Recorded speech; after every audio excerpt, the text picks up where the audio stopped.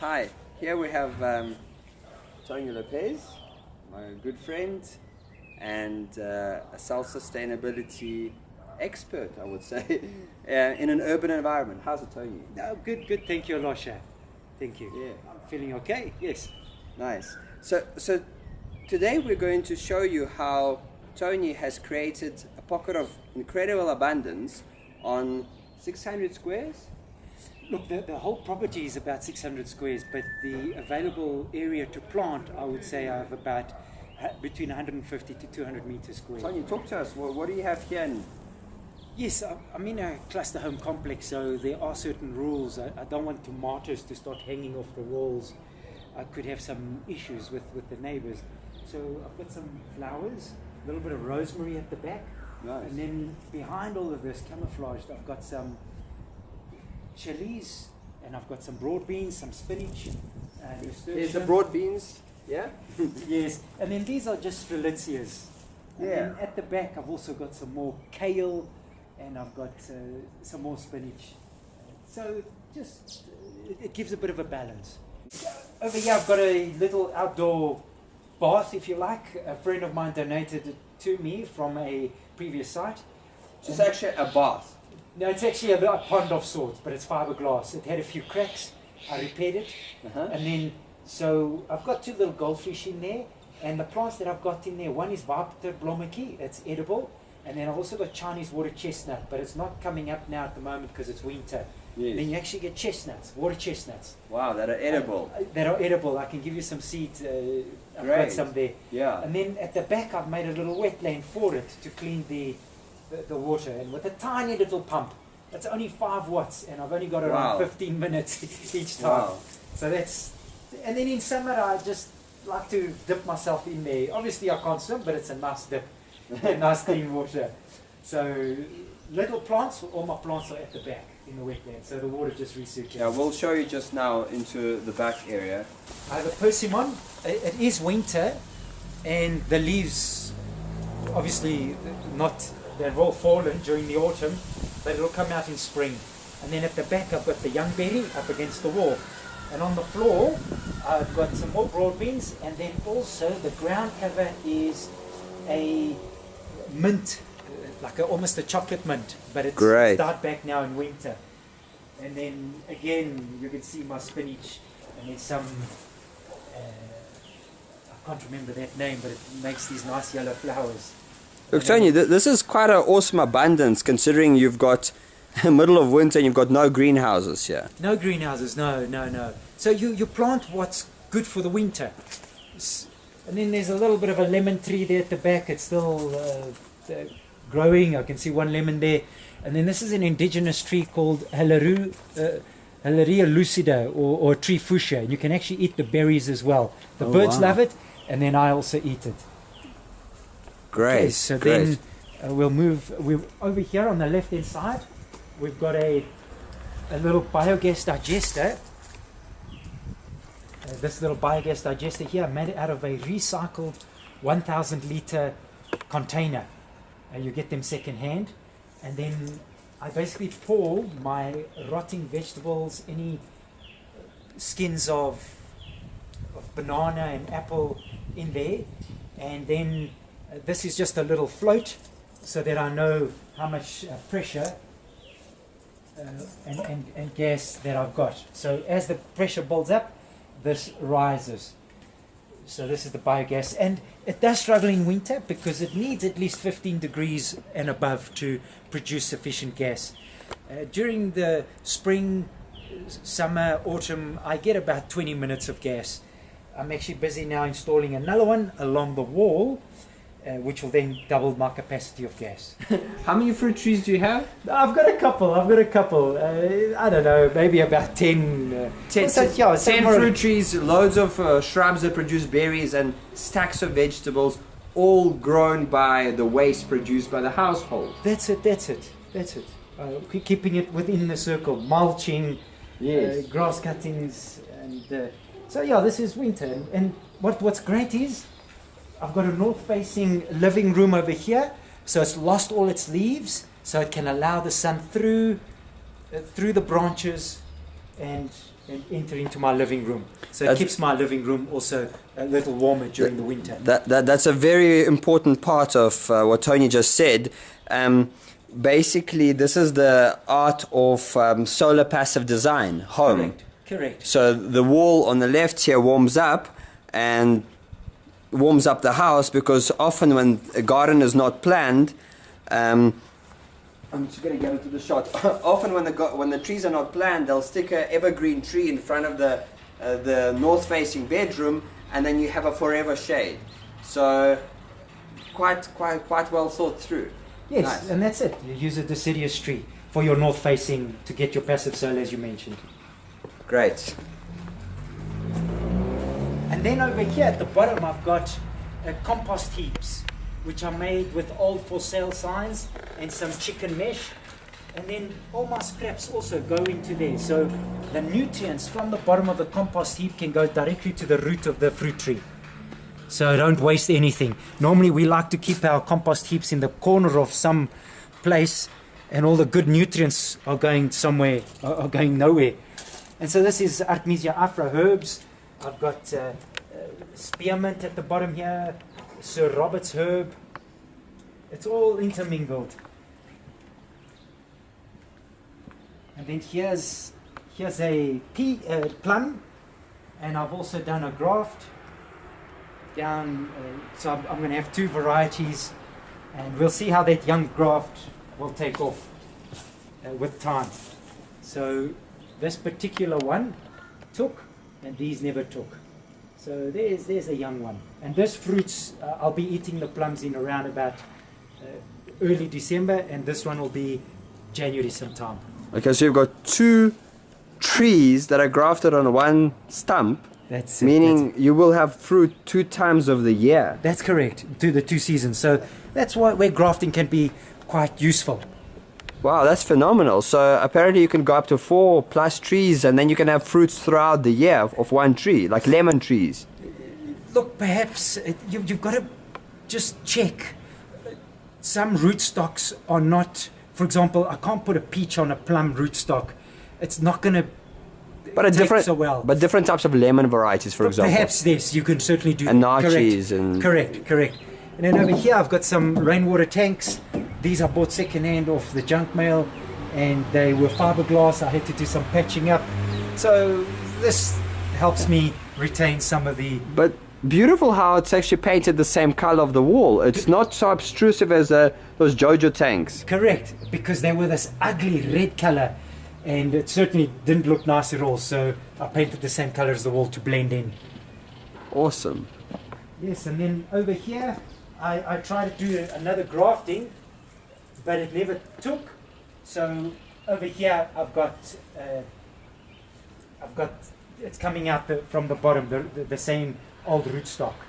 So we'll you've got to be patient. You know, don't give up if it doesn't work. You've got to keep trying. And I've got a little bit of a granadella going over here, and then you can see the last leftovers of a red amaranth. Yes, it's a porridge. You can harvest the seed, and I've got a little stone grinder, and I add that flour to my breads and to my cereals, the amaranth seed. And then you can also eat the leaves. The leaves are also very nutritious. Wow. And then at the bottom over there, I've got some fruits. They call it the fruit salad. And this is like a combination of guava and papaya. It's quite an interesting fruit. This is a nice small little one, but you can have this one. Thank you. And then I've got parsley. I've always got some variety of various herbs on the ground. So there's quite a dense undercover. Yes, I'm seeing parsley. I'm seeing coriander. That's correct. And then some flowers. You always need a bit of flowers. Which also could be edibles in future. Well, look, but also like a little bit of prettiness. And then this year has been eaten by the luris, but it's okay. I've got enough abundance. Yeah. So they also need to eat. And don't get too despondent. So I've noticed Tony just took some pieces off, and he actually threw it right there on the ground. That's correct. He didn't take it and put it to a black bag. It's a chop and drop. So he's creating his own compost, his own mulch. That's how the system can keep on maintaining itself. And I believe this is very therapeutic. I come here to the garden to just earth and to be with nature. And sometimes there's a lot of thoughts that go through your mind, but this is very therapeutic. And it's hard work, but it's very rewarding, satisfying because you've seen the results of your labor. So you don't go to gym? Look, I'll go to gym maybe twice a week. I'll go to yoga, go and throw a few weights around to go and say, more of a social. Yeah. And we've got to be of this world and not of this world. So yes. It's that paradox. So yeah, that's it. Awesome. And then here I've got a prune tree. So a prune tree. This is prune. And around the bottom, it's surrounded with broad beans. So the broad beans can also help feed the soil, but it's nitrogen fixers. They are nitrogen fixers, correct. And there's the little flowers. There's some beans, Tony. Where they? Oh, they're starting to come out. There they are. Oh, yes. yeah. And they have fantastic creamy butter flavor. Yes, okay. It's over here. I had my red peppers. There's the last one coming out. This is a long... Middle of winter, you've got peppers. Well, look, this was a late one that came... Well, it's ripened late. And then this was an old lavender, which I'm taking out, and I'm going to put a pomegranate. Wow. And then I've also got a ginger bush over there at the back, and then I've got chilies. I had some bell chilies over here. They're also finished. I also had some chia seed. I was experimenting with chia. And so I'm busy winnowing it at the moment. Tony, talk to me about the back line. There is a bit of sticks, or what a conventional person would say messy, but you've actually arranged them pretty nicely, and it doesn't look that messy. It looks like it's part of the ground. Yes, that's an important point there. Those sticks over there are from all the prunings from my pruning of the fruit trees. And then I cut them into sizable, about 30 centimeters length, and that's going to be the wood for my gasifier. They call them climate change stoves because they're very efficient wood burning stoves. And then you've got a Korea tree over here, but that will come out eventually because I've got an avo growing there on the right. There's an avocado. Yes, it still hasn't given me any fruit yet. It grew from pip. I'm still going to see if it's going to give me fruit or not. But over here, I've got a great avocado. Oh wow, it's got fruit on it, middle of winter. Last year it gave me about 200 kilograms of apples. Wow! It took 7 years before I knew it was going to give me fruit. It was such a... Tony, they're selling 4 avos at Woolies for 40 rand. Well, 200 kilograms, that's serious abundance. Look, this year it probably will only give me about 100 because I think avos go through their cycles. They give fruit, they don't give fruit so well, and so I've got to still investigate that. But you only pick what you want to ripen. What you leave on the tree doesn't ripen. So I've got avos for the next 3 months, at least, just by picking occasionally 4 or 5 a week, 10 a week, and then they'll ripen as you pick them. That's fantastic. So it's a nice way of extending your fruiting and harvesting. What is this lovely red bush here with berries? Is that chilies? This is chilies. This is just chilies. And then over there I've got a Himalayan raspberry. Okay. So that gives some very interesting raspberries. On the back wall there I've also got raspberries, but you don't see them now because it's winter. They go down to the ground. So let's just come across over here. And this is my dog Roscoe. Hello Roscoe. Yeah, this is Roscoe, and his poo, I don't throw it into the dustbin. What I actually do with his poo, I make a hole in the ground. So this is waste management as well. I make a hole in the ground. This is his area, so you can see he likes digging up, and I've got a nice apricot tree over here, and this gives me fruit in summer. Also early fruiting. And over here I've just made a hole in the ground with the lid, and that's where I put all his waste. And then when it's full, I cover it with soil, and then I'll make another hole. And then after the earthworms just decomposes it, and then it becomes nutrients for the ground for the apricot tree in time as well. Great. Here I've got a guava tree. Because I don't see any smell. Not at all. No, it's just quite dry. Every now and then put some water, so then it can activate some of the other bacteria, friendly bacteria, which will assist it to grow. And then here I've got a guava tree. A guava tree, Yeah, wow. guava. This gives me fruits in June, July. And the birds go crazy for it as well. Then in the back there, I've got some Catawba grapes. I've pruned those trees, so the new shoots will come out in spring. Then at the back there, I've got a fig tree. Again, that's also deciduous, so the leaves have fallen. And then I've just got some around, over here I've got some sweet peas. You can see the sweet peas. Yeah. Oh, there we go. Wow. These are the sweet varieties, so have a chomp on that. Oh, wow. That's amazing. No, they're much more delicious than those snap sugar peas. Yeah, wow. I prefer those. And then I've also got some tiny little carrot still seeds coming out there, and some beetroot as well. Those beetroot leaves. And then and then you've got a little bit of a nursery here where you're growing your own seedlings. Yes, I see some microgreens. Yes, the microgreens. This is coriander. That over there is wheatgrass, and then over here is fenugreek. And then I've also got another rack over here.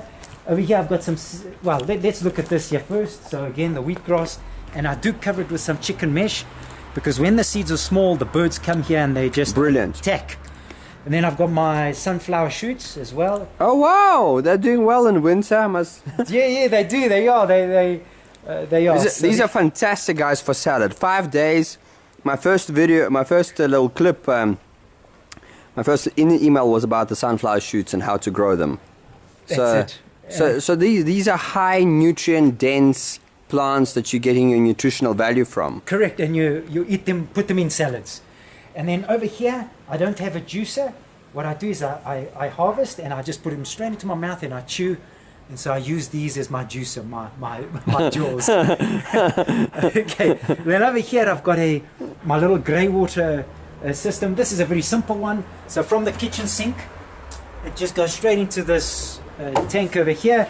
And then also when I'm washing my clothes, the second water I also just dump in here. And then there's no automatic pump here. I just do it by hand because it's not a huge quantity. Yeah. But you've got to do this quite regularly, otherwise there could be a bit of a smell. Or you construct a wetland. Or you do a wetland if that's what you and then want to do. You know, it depends on how much time or maintenance you want to put into this. Correct. And because I'm down the slope here somewhat, and the garden is more up there. And to avoid the electricity, look, I just use it by hand, and it allows me some time to engage with my garden as well. So great. We don't have to always have everything automatic. Stop a little bit and go and water your garden with some of the grey water that you have. Fantastic, thank you, Tony. All right, let's then look at the biodiesel then, and then we'll go upstairs. We'll kill this. Okay. In my town. Let's look at the biodiesel. No, I did another tour for this professor at University of UJ last week. Look, things are a bit of a mess here at the moment because I was trying to get an old radiator out. So let's just. Is the lighting sufficient? Yeah, perfect. And you pop like a gnome with your red top. Oh, that pops out like a... Yeah. Okay, so this over here is my biodiesel. Just watch those. Those are my recycling bags for the paper, the plastic. And then all my sticks as well from the prunings. And we'll use this. This is to keep it dry. And I'll use this in the wood burning stove. So over here I've got some 160 litre tanks that I bought second hand, and then little temperature probe, my heater over there, and then at the bottom a pump, and then I made my own biodiesel processor. So I'm using old waste vegetable oil, and then in there I'll add some potassium hydroxide with the right mixture, depending on what the titration tells me how much to add, and then it processes for about 2 hours, and then I remove the glycerol, that waste, and that goes into the biogas digester, as I mentioned earlier, and then I wash it with water, and then after that I transfer it to the second tank, and that just allow the biodiesel to dry, which will take Depending on the season. In winter it takes longer, in summer it's quicker. So you're not purchasing petrol and diesel? I'm not, no. The only thing Tony is driving a Bakkie, a Corsa Bakkie. 1.7 diesel, yes. 1.7 diesel, and he's using straight from this. Yes, the biodiesel, because I've processed the waste vegetable oil, and this, I've got to take it from the restaurants, and then I've filtered it just to take the bits of fish and chips out. But this goes into the tank, because I can adjust it. Goes into the tank, and I pour the oil straight in there. Fantastic. Because I don't want the big bits of chips and fish to go inside the tank. So this is the biodiesel processing. What I've learned from this experience is you slow down, and your quality of life changes. Yeah.